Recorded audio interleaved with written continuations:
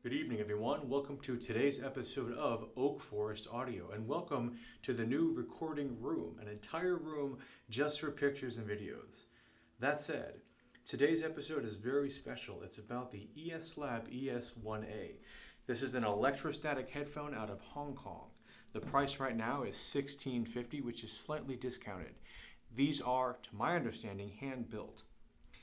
Now, what's special about this is takes a lot of inspiration from the original Omega headphone. It includes a beautiful wooden box, which you should store it in ideally, comes with 2 sets of pads and 2 mounting rings. For the purpose of this review, I used the heavier default ring, which is the black one, although if the headphone is too heavy, there's a lighter wooden ring.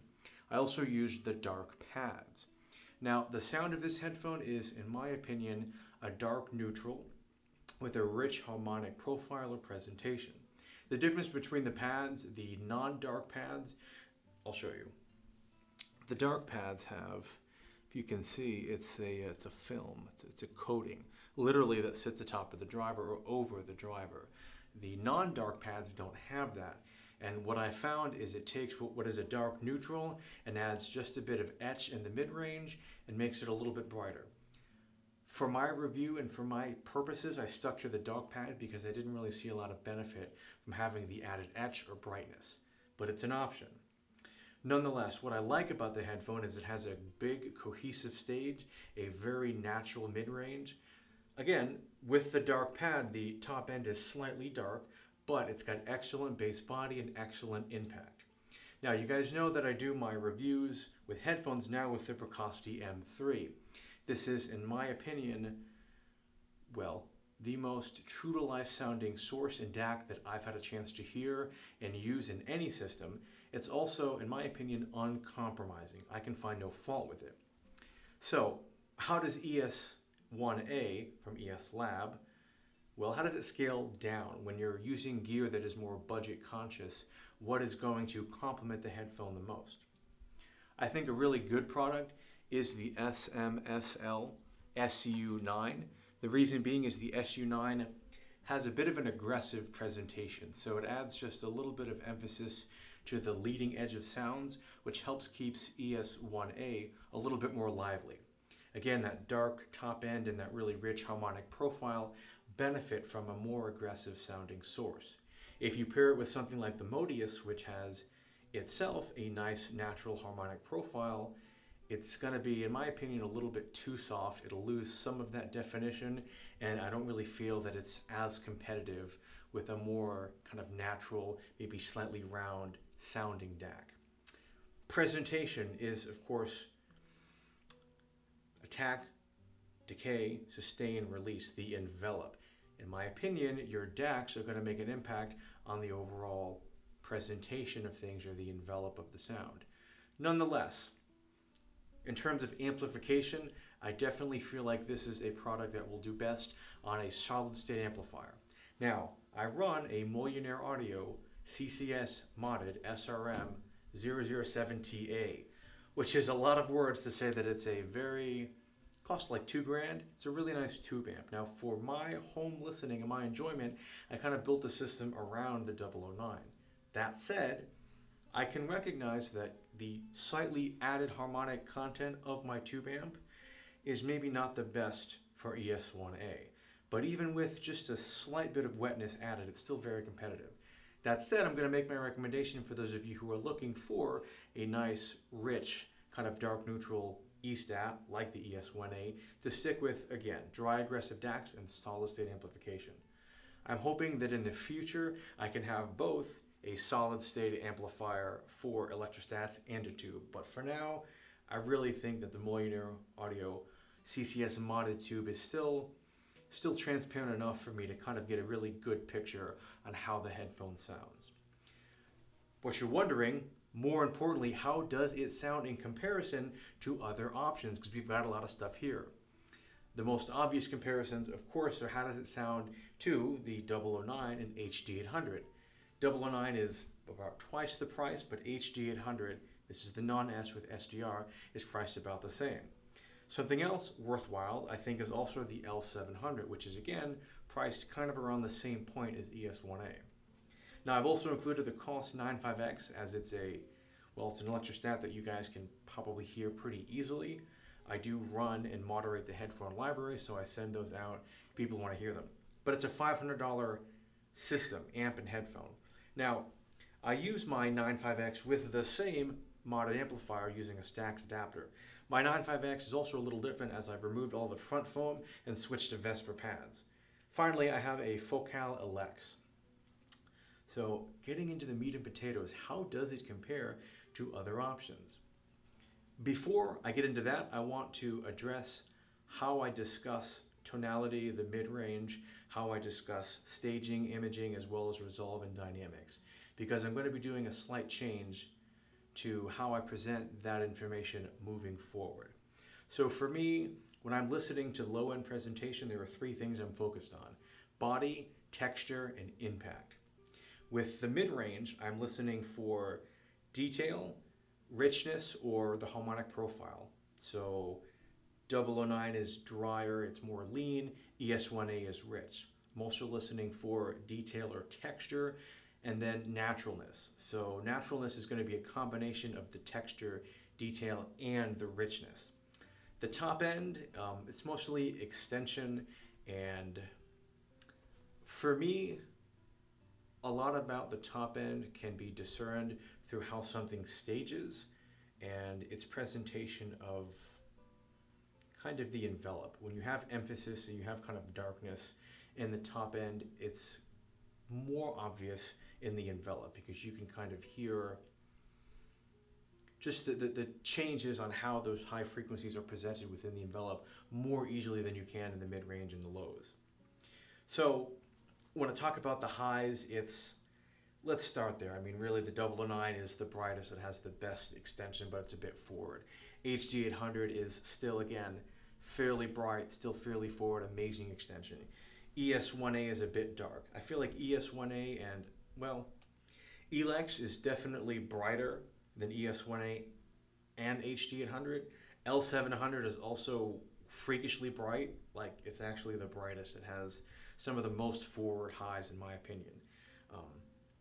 95X is the darkest, but what I appreciate is these headphones have a cohesive and kind of a natural sounding top end. Yes, these are a bit forward, these are a bit dark, but in terms of naturalness, does a hi-hat sound correct? Are drums cohesive, right? Does the mid-range of the drum and the top end kind of come together in a natural way? They do. My frustration is Elex and L700 are a bit wonky in the top end. Now, that said, ES-1A is dark, but it's got good detail and good extension. Let's get into a discussion of staging as well as resolve and dynamics. I think for soundstage and imaging, there are three things. There's cohesion. How easily can I listen to sounds moving within the space? And then blackness. Blackness is an interesting one. How black is the soundstage or how black is the headphone? Blackness is in my opinion, has a lot to do with the trailing edge of a sound. How quiet can you hear that sound before it's indistinguishable from noise? A lot of times, if you have music that is recorded in a room that has a personality, you will hear this trailing edge fade literally back into the soundstage. A very black headphone will let you follow that trailing edge very deep into the stage into a very, very, very low level at which that sound is, well, distinguishable from noise. Now at a certain point, you no longer hear it. That trailing edge is now silence, or it is indistinguishable from the noise floor. Dynamics are primarily microdynamics and macrodynamics. Macrodynamics are the big shifts. So suddenly quiet to very loud quickly. Microdynamics are those smaller gradual changes in volume. Resolve is going to be related to the tone, which is, aspects of the envelope as well as overall detail. I'm still going to discuss envelope the same way I have attack, sustain, decay, and release, but I want to focus on categorizing headphones and how they present the leading edge of sound, how they present the trailing edge of sound, as well as the balance between them. Attack and decay are, in my opinion, more obvious on the leading edge of sounds. Sustain and release are more obvious or related to the trailing edge. Your decay will kind of settle into a sustain or ultimately be released. Attack is very obviously the leading edge or that rise into the peak. So, that out of the way, let's talk about bass. For me, what I love about ES-1A is its impact. I feel that out of everything here, the ES-1A has the most impact. The second most impactful headphone is the 009. L700 is going to be third for the electrostats. 95X has the least amount of impact. Versus the dynamics, I felt that again, ES-1A had the most impact. Second to EX-1A was the Focal LX, and then finally the HD800 was the least impactful dynamic headphone out of LX and ES-1A. Now in terms of texture, I do find that 009 has a more textured bass presentation than ES-1A. ES-1A has better texture than 95X, and 95X and L700 have kind of similar texture. The dynamics, I find that ES-1A has similar, if not equivalent, texture to HD800, and both of these have more texture than the Focal LX. Finally, impact. Again, ES-1A is the most impactful, but a trait of impact is body. And this is a weird one because the headphone that has the most body is ironically the L700 MK2. So it's a very full-bodied, kind of slightly forward, almost mid-bass, humpy bass to my ears and on this system. I've heard there are mods for L700 that make it better, but it was obvious to me that there's like a sub-bass roll-off and the mid-bass was really forward and just had a ton of body. So L700 MK2 has the most body. ES-1A has slightly less body but is in that second place. 009 being the third, and then 95X having the least amount of body. For the dynamic headphones, again, I found that the ES-1A really outshined the HD800 and the ELX in all categories for bass. It has more body, it has better texture, it has more impact. Now, LX has more body than HD800. HD800 has the least amount of body. In terms of the mid-range, starting with the dynamics, I feel that ES-1A and HD800 are about equivalent in terms of detail. LX falls behind both of them. In terms of richness, again, I feel that ES-1A and HD800 have about the same richness, and ELX falls behind both of them. Now, for naturalness, I do find the ES-1A to be a bit more natural, and this kind of has to do with HD800's stage. HD800's stage is quite massive, so the mid-range is a bit withdrawn within that stage. ES-1A isn't intimate, but doesn't sound quite as withdrawn, so it comes across to my ears as more natural. Now, how does the mid-range of ES-1A compare to the other electrostats? I find that the most natural sounding electrostats are ES-1A and 009. They're a bit different. 009 has better detail and texture. ES-1A has more richness, or a more, well, it's a little bit wetter, a more harmonics, a richer harmonic profile. Now, I say that because on this system with a tube, I find ES-1A has a bit too much richness, so it doesn't quite have as much texture and detail as it could. But I don't feel that it's more or less natural than 009 because I recognize that on a solid-state amplifier, you're going to have a more kind of linear, a less rich presentation on ES-1A. Having an amplifier partner with the ES-1A that doesn't add harmonic richness is going to help it present a little bit more texture and come across as more detailed, you know. And I've heard some of the top-of-the-line solid-state electrostat amps, and they are exactly that. Amazing texture, phenomenal detail. That said, again, in terms of richness, ES-1A is the most rich or harmonically full. 95X follows behind it. 009 is kind of in that third spot. It's not as rich as either of these two. It's pretty dry. And L700 is, sometimes it's really rich, sometimes it isn't. It's kind of weird, but it's in that fourth spot. In terms of detail, undoubtedly 009 has better detail and texture in the mid-range. That's just, no matter what you put it on, it's the nature of the beast. I feel that ES-1A and L700 have similar detail. Again, L700 has kind of a weirdly forward mid-range, which gives it a, well, I mean, it is resolving.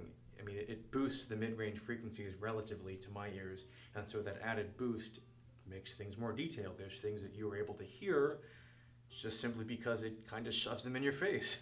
That said, ES-1A and L700 are both a little bit more detailed in the mid-range than 95X. Now, envelop.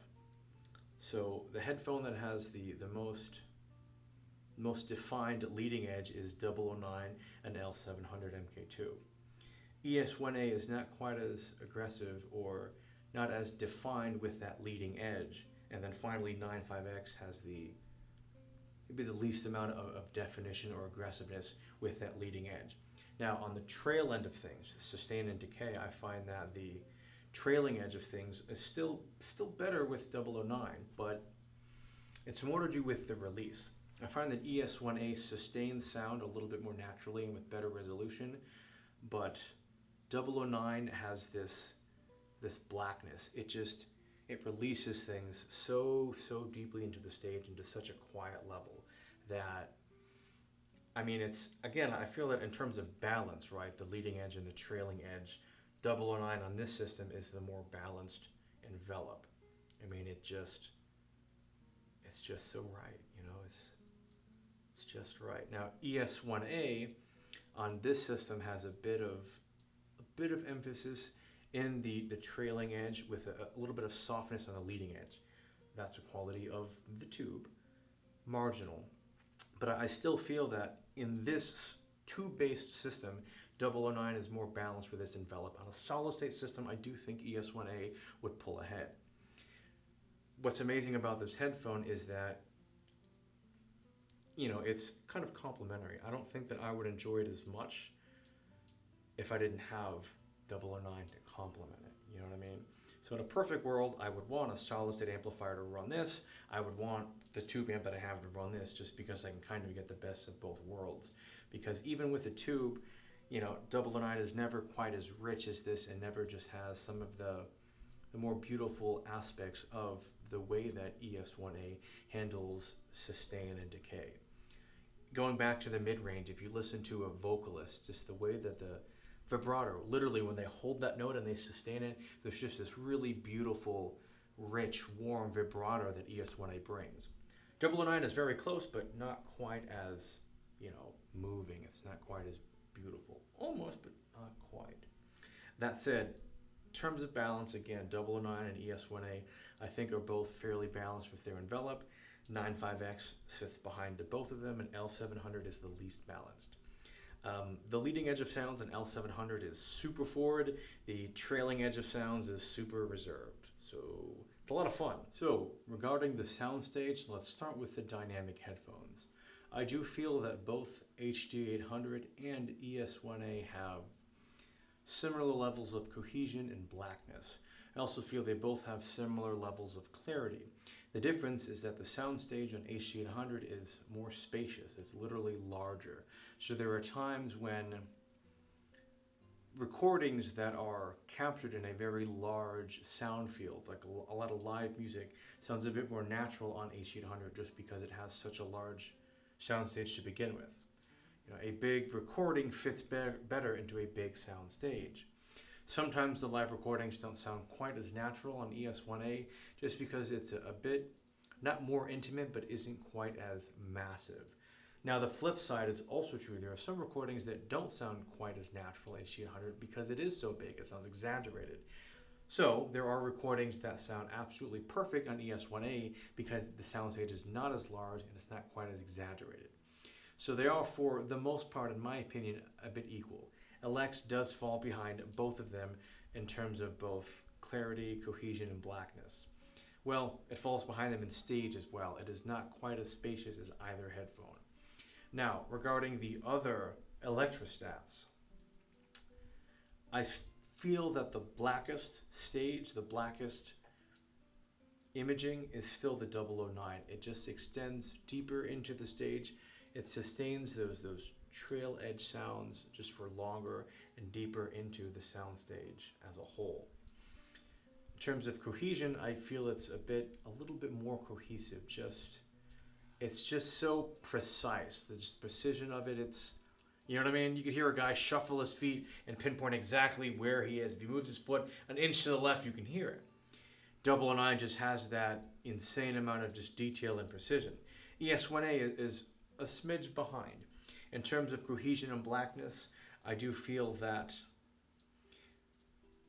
ES-1A is a step above the 95X, and the 95X is a step above the L700.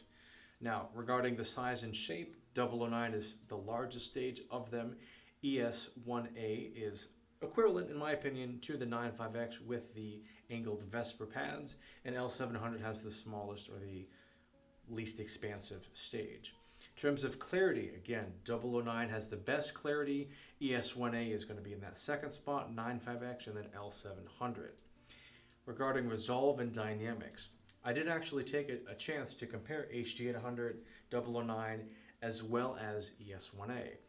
And 009 is still by far the most detailed headphone, period. ES-1A follows behind it. Well, HD800 is a bit more detailed in my opinion than the ES-1A. 009 is of course the most detailed. Now, not to say that Alex is the least resolving, but it's a bit better than 95X, but not always. Nonetheless, bottom end of the resolving headphones is, I think L700 is a bit more resolving than both the Alex and the 95X, but it's not in the same league as the ES-1A or the HD800 or the 009. Now, dynamics. Let's start with how the dynamics compare with the dynamic headphones versus ES-1A. Again, it's just macro dynamics and micro dynamics there's better contrast and vividness to the dynamics on HD800.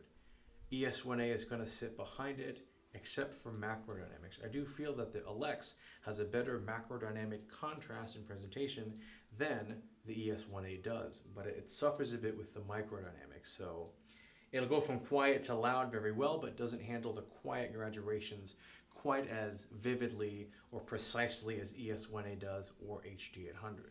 Now, in conclusion, which headphone is the best? These are different. I think on a tube-based system, 009 is, well, the best. I mean, it's the most enjoyable headphone that I own, and HD800 is a close second. I also think that ES-1A and 009 can actually complement one another. On a solid-state amplifier, I think that ES-1A would do better. I've heard some really top-of-the-line solid-state amplifiers, and my problem is when you put 009 on a solid-state electric-state amplifier, it has too much texture, and it's just too aggressive. So those traits that become negative about 009 on solid state are going to be complementary to ES-1A. So I don't necessarily think that one is better than the other, they're just different. Now, above and beyond, 009 is more detailed regardless of source and amplification. But in terms of presentation, in terms of how much am I going to enjoy listening to music and how real and correct is it going to sound, it's going to depend on your system and your personal tastes.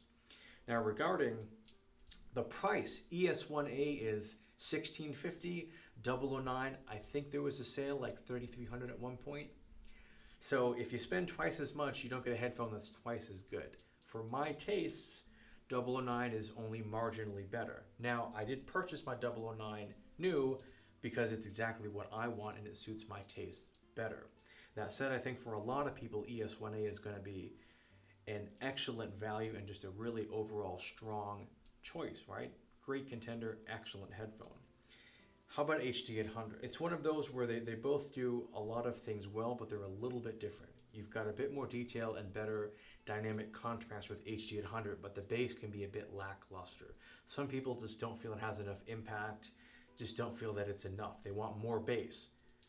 I don't fall in that camp. I like a little bit less bass, and I feel that, again, 009 and HD800 are more my speed. But ES-1A has better bass impact, equivalent if not better texture and more body.